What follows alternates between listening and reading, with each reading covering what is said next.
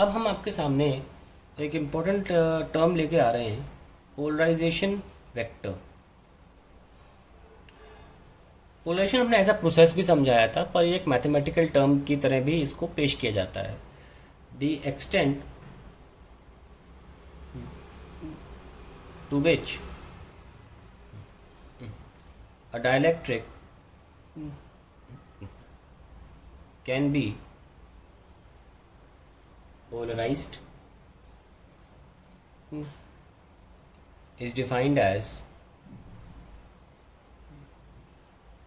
a vector quantity called polarization। इसको हम p vector से भी दिखाते हैं। और मैथमेटिकली कैसे एक्सप्लेन किया गया इसको, तो मान लीजिए आपका ये डाइलेक्ट्रिक स्लैब है और इसमें इलेक्ट्रिक फील्ड में ये ऑलरेडी इलोंगेट हो गए, डायपोल बन चुके हैं, है ना। ये डायपोल बन चुके हैं और ये बनाते हैं आराम से डायपोल।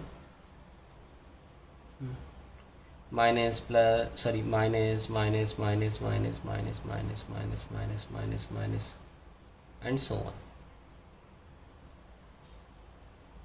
तो अगर मैं इसे डायपोल मोमेंट के फॉर्म में दिखाना चाहूँ तो कैसे दिखाऊंगा?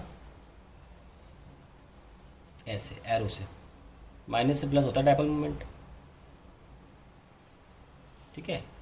तो अगर मैं 1 मीटर क्यूब मान लूँ इस पोर्शन को, कितना मान लूँ? 1 मीटर क्यूब। अगर मैं एसआई यूनिट की बात कर रहा हूँ, अगर मैं नॉर्मली जनरली बात कर रहा हूँ तो मैं बोल सकता हूँ 1 यूनिट वॉल्यूम। हम 1 यूनिट वॉल्यूम भी बोल सकते हैं। तो डायपोल मोमेंट जो पोलराइजेशन वेक्टर है, it is defined as the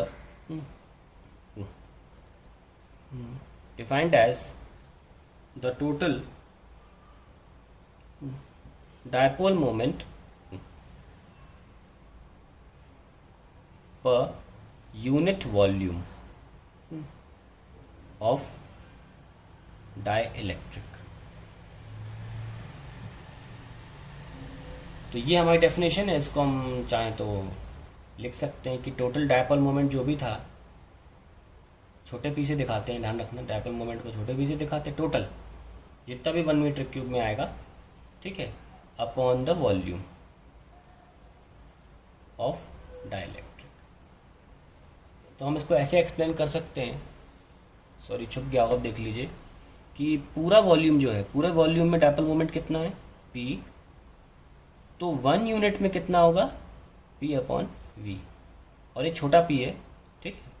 और वॉल्यूम का तो कोई डायरेक्शन होता नहीं है, डायरेक्शन तो केवल पी का होता है। तो ये पी ही है जो डायरेक्शन किसको दे रहा है? पोलराइजेशन वेक्टर, ठीक है।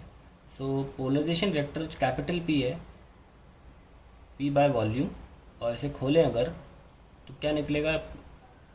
क्यू, है ना, इनटू डी। मैं 2a की जगह डी ले लेता हूँ। और ये डी जो है वो वेक्टर क्वांटिटी होती है, नेगेटिव टू पॉजिटिव। और वॉल्यूम क्या है? A into D. So we have Q by A S.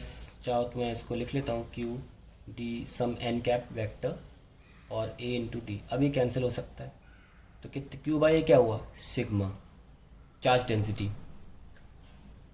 और ये n cap, direction of the polarization vector. That is, you can also say that कि polarization vector is nothing but the charge density, और वो भी induced, क्योंकि ये induce हुए हैं ना, ये वाले जितने भी हैं ये एक्सटर्नल फील्ड की वजह से माइनस माइनस माइनस इधर और प्लस प्लस इधर, तो इंड्यूस्ड है। तो ये इंड्यूस्ड चार्ज डेंसिटी के बराबर होता है पोलराइजेशन वेक्टर। ये मैथमेटिक्स हो गई। अगर मैथमेटिकली पूछे तो आप बोलेंगे polarization vector numerically equals to the charge induced charge density.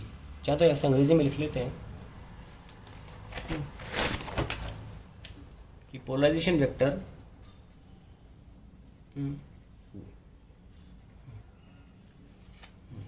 is numerically equal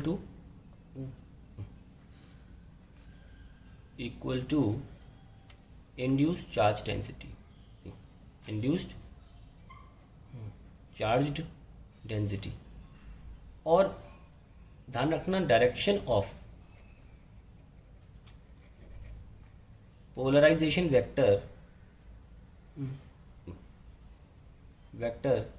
is in the direction of dipole moment. Direction of dipole moment.